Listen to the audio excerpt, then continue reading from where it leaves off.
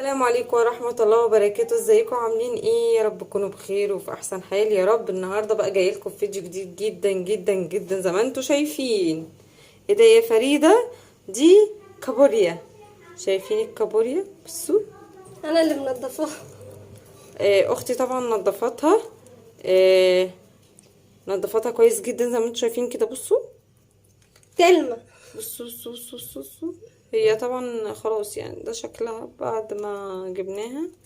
اهو بصوا الكمية اللي احنا هنعملها زي ما انتوا شايفين. يمي. هنعملها مع بعض بقى واوريكم الطريقة بتاعتها. طريقة جميلة جدا سهلة، ما بتاخدش وقت، ما بتاخدش سوا. فاول ما هعملها هوريها لكم وهوريكم الصور والفيديوهات. تمام، خليكم معايا وما تروحوش في اي حته. رجعت لكم تاني بعد الصدمه الجميله اللي انتوا هتشوفوها معايا دي. كابوريا، شايفين الكابوريا؟ بصوا حاجه كده عشقي. عارفين يعني ايه عشقي؟ بحبها جدا، شربتها لذيذه، طعمها خطير جدا. يا سلام بقى وانت ماسك الطبق كده وقاعد بتمزمز. مش عايزه اقول لكم دلوقتي هنعمل مع بعض طريقه الكابوريا. تمام. احنا دلوقتي انا طبعا زي ما وريتها لكم في اول الفيديو ان انا غسلاها ومنضفاها كويس جدا. تمام، وسبت فيها البطاريق صح. ماشي. ودلوقتي حطيناها في الحله اهي عشان نديها صدمه. وهوريكم دلوقتي التتبيله اللي انا هدلقها عليها. دي بقى التتبيله احنا عملناها، ضربناها في الخلاط. حبيتين طماطم، 2 فلفل حار، 2 فلفل رومي، 2 بصله. تمام، وملح وفلفل وكمون وكزبره. بتظبطيها كده. تمام، تتبيله السمك او اللي انت عارفاه، التتبيله اللي انت بتحبي تحطيها. وهناخدها دلوقتي بس لما الكابوريا بتاعتنا تاخد تشويحه هننزل بيها التتبيله بتاعتنا على الكابوريا. تمام، خليكم معايا ما تفوتوش ولا ثانيه ولا لحظه، عشان الكابوريا بجد يعني اللي هيعملها بالطريقه دي هيحبها جدا جدا جدا. بس احنا دلوقتي هنقلبها اهو زي ما انتم شايفين كده. وبقى ريحتها مش عايزه اقول لكم على ريحتها دلوقتي طالعه. دلوقتي بقى لونها بيتغير عشان هي بتتشوح. تمام، فخليكم معايا ما تروحوش في اي حته عشان اخر الفيديو هتاكلوا معايا سمك وهتاكلوا معايا. نزلنا بالميه زي ما انتم شايفين كده. نزلنا بالميه، نبتدي نقلبها عشان كلها تتشرب من الميه زي ما انتم شايفين. هاتي من فوق لتحت. تمام. هقول لكم على معلومه. الكابوريا دايما تشيلوا الريم بتاعه او الرغوه زي ما انتم شايفينها كده. احنا بنشيلها اهو في طبق لوحدها اهو لحد ما تلاقي الشوربه الوش بتاعها راق وبقى كويس جدا، ما عادش فيه الرغوه. تمام، كل ما تلاقوا الرغوه تشيلوها. هي دلوقتي بتبتدي تغلي. استنى هجيب معلقه ليكم. هنبتدي بقى اقلبها. تمام، من تحت لفوق. في قلبي والله في قلبي. بصوا عامله ازاي جميله جدا. تمام، هسيبها برضو ايه تغلي كده. تمام، وشويه وهطفي عليها، يعني هي ما بتاخدش سوا. تمام، هي دقيقتين كده، دقيقتين بالظبط وهطفي عليها. ولما اجي اقدم الاكل بقى هوريكم شكل الاكل في الاخر والكابوريا. تمام، احنا عملنا الدقه هنا فلفل اخضر وتوم. تمام، وهريسه شطه وفلفل اخضر وتوم وملح وكمون وكزبره وليمون. تمام، ودقيتهم مع بعض وده شكلهم زي ما انتم شايفينه كده. تمام، ودي السلطه بتاعت احنا هنعمله صينيه. ماشي، دي الصينيه بقى. دي السلطه بتاعت الصينيه اللي هنعملها. دي بصل وطماطم وفلفل وبقدونس. تمام، وحطينا برضو من الدقه بتاعت السمك بتبقى حلوه قوي.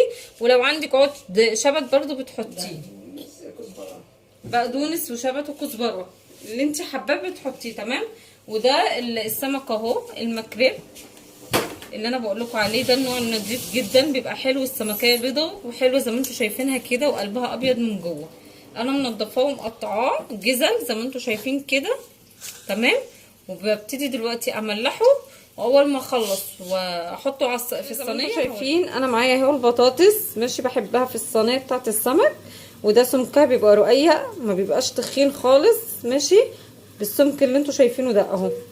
كل حبات البطاطس عاملينها كده. هبتدي بقى افردها كده في الصينيه اهو زي ما انتوا شايفين، داير ما يدور كده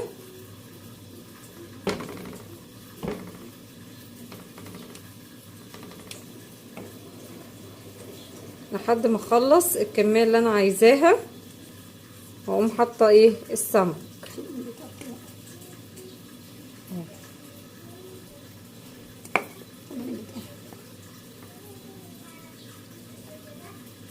عايزه اقول لكم اكله السمك دي بتبقى جميله، وصينيه السمك بتبقى حلوه قوي ولذيذه وطعمها جميل، فاعملوها لاولادكم هيحبوها زي ما انتم شايفين كده.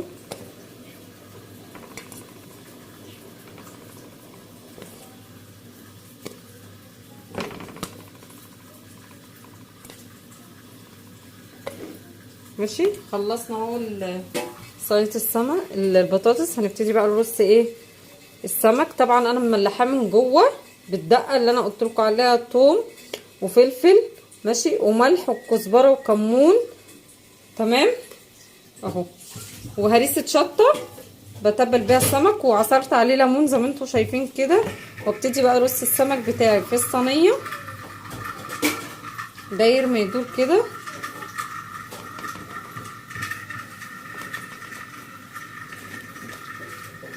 لحد ما اخلص ايه الكميه كلها تمام.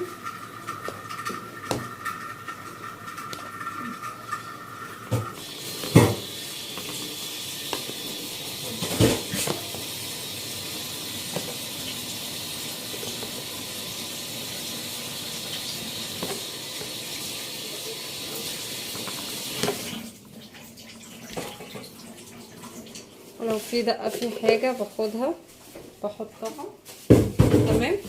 ادي بقى السلطه اهي اللي انتوا شايفينها زي ما انتوا شايفين كده، بشيلها. انا طبعا غاسله ايدي وعارفه الحاجه انا بعملها ازاي، فما تقلقوش من موضوع الايد عشان في ناس بتقرف وتقول انت عامله بايدك والكلام ده. لا عادي، انا غاسله ايدي طول ما احنا واقفين في المطبخ، ايدينا في الميه على طول زي ما انتوا عارفين. واهم حاجه يا جماعه اليومين دول اغسلوا الخضار كويس جدا، انقعوه بخل وسيبوه شويه وبعد كده اغسلوه.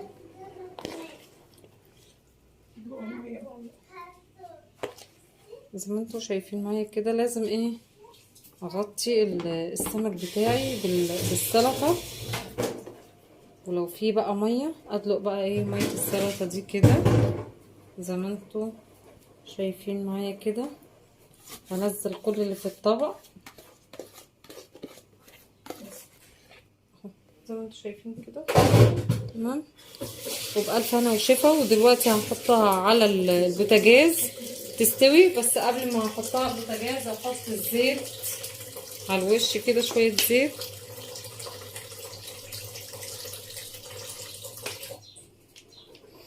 السمك طبعا بيبقى فيه دسامة شوية، فاحنا ما بنكترش زيت كتير، بس مش حاطه زيت كتير عشان الدسامه بتاعت السمك تمام.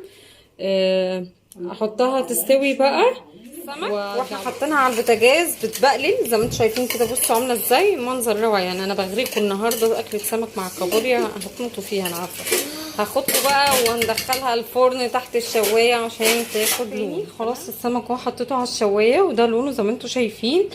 بجد بجد بيبقى طعمه جميل جدا بالعيش. عايزه تعملي جنبه رز اعملي رز ابيض بيبقى حلو عشان السلطه بتاعته ديت تمام.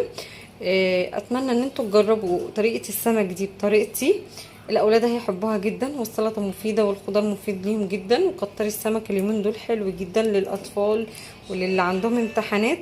زي ما انتوا شايفين اهي صينيه السمك بألف هنا وشفا على قلوبكم يا رب.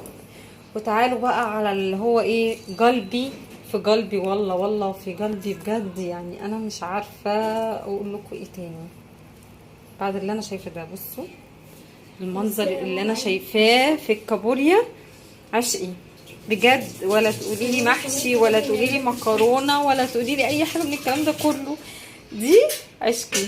احنا دلوقتي خلاص انا طفيت عليها وعصرت ليمون، بيديها مزازه وبيديها طعم حلو جدا. وزي ما انتم شايفين بقى اللون عامل ازاي، روعه. وهبتدي اقلبها عشان الليمون اللي انا عصرته. جربوا طريقتي في الكابوريا، جربوا طريقتي في السمك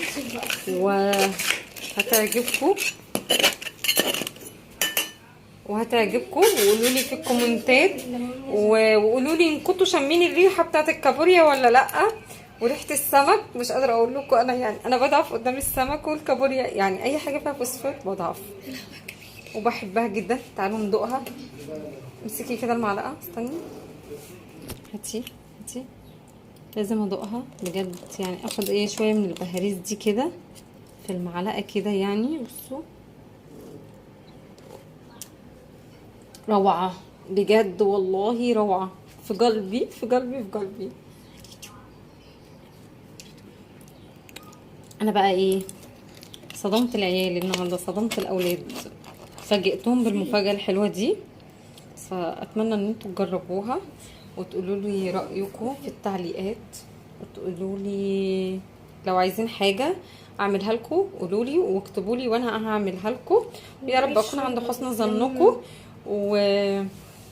ومشاهدات الفيديو. بالله عليكم اللايكات تتحط، وما تروحوش في اي حته الا لما اشوفوا بقى التقديم معايا في الاخر. تمام،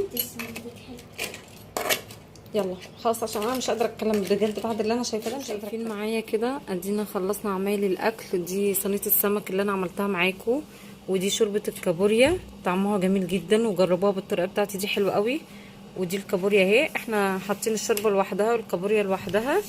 وادي برضو السمك اهو. تمام زي ما انتم شايفين كده. ويا رب النهارده الفيديو يكون عجبكم ونال رضاكم، وما تبخلوش عليا بلايك وشير وسبسكرايب في القناه، وتشتركوا لي في القناه وكومنت منكم حلو. ويا رب اكون عند حسن ظنكم. اشوفكم على خير وفي حفظ الله ورعايته.